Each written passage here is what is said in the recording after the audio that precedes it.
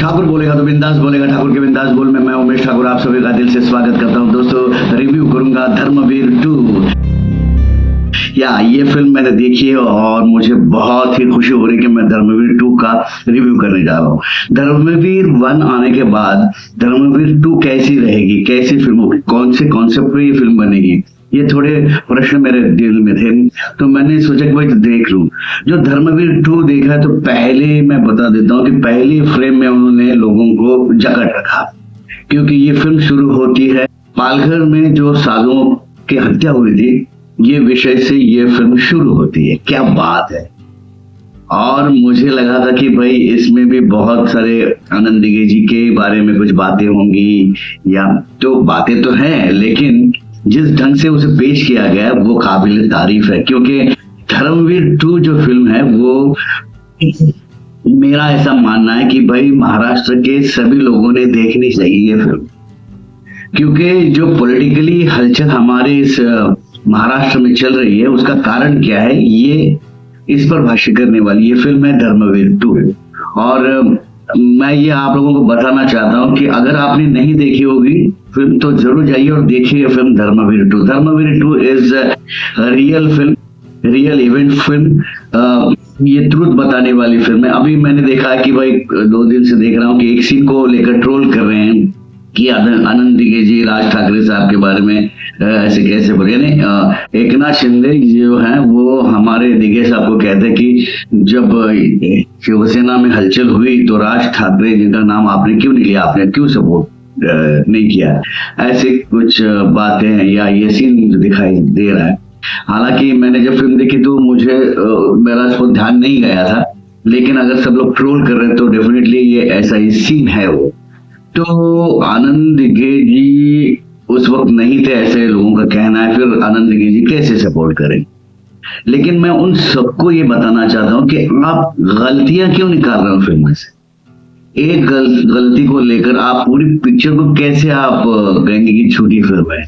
आप ये क्यों उस पर कमेंट कर रहे कि एकनाथ शिंदे साहब जो है वो कुछ गलत बता रहे हैं या झूठ बोल रहे हैं, ऐसे क्यों कमेंट कर रहे हैं। ये कुछ बात बनती नहीं यार। अब फिल्म राइटर कभी कभी कुछ लिबर्टी लेके लिख देता है।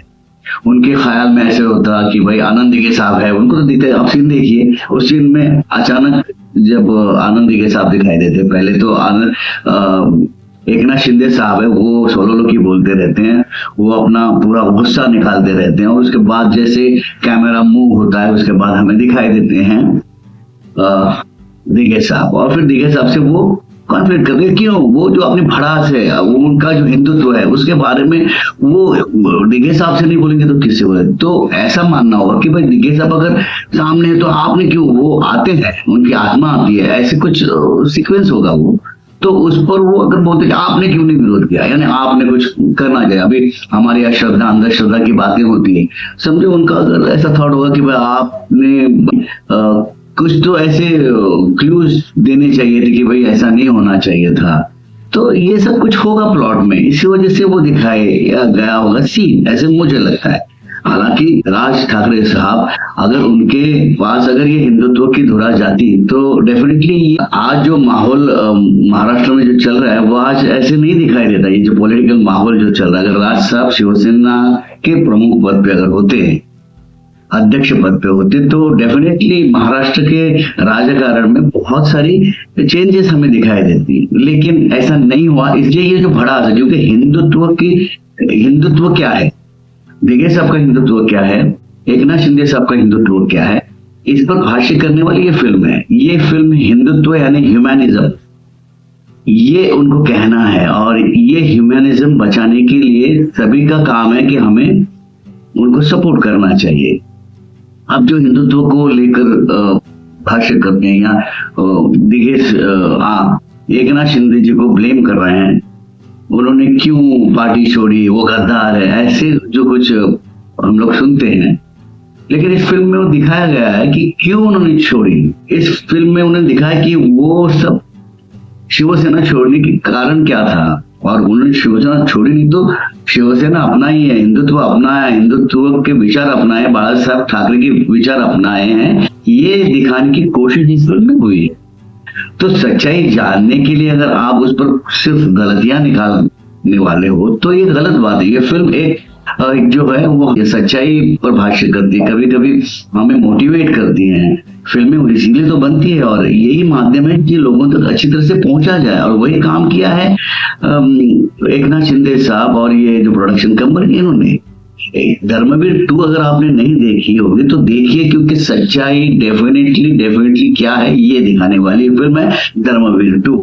बहुत अच्छी स्टोरी है, स्क्रीन प्ले, डायलॉग सभी जबरदस्त है, तालियां मिलती हैं और सच्चाई बयान करने वाली फिल्म है धर्मवीर 2। अगर नहीं देखी तो मैं कहूंगा ठाकुर की बिंदास बोल से जाइए और देखिए। व्हाट इज हिंदुत्व, हिंदुत्व यानी ह्यूमैनिज्म। हिंदुत्व के लिए क्यों लड़ रहे हैं ये लोग, और हिंदुत्व को लेकर ये पार्टी क्यों बनी, ये सभी इन सवालों का जवाब मिलता है हमें धर्मवीर 2 में।